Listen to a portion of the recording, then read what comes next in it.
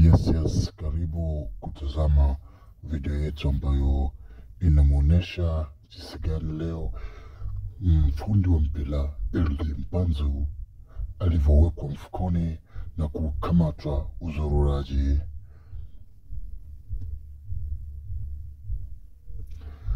Kwenye video hiyo kijana Elie Mpanzu anaonekana akiwa ameshindwa kufurukuta na kuwekwa mfukoni na wachezaji mahiri wa Dar es Salaam Young Africans kwenye mechi yao ya leo, ambayo Simba amekubali kipigo cha magoli 2-0 mpaka wakawasababisha Yanga kuwa machampion kwa kukosa ushindi Simba, manake Yanga akawa machampion.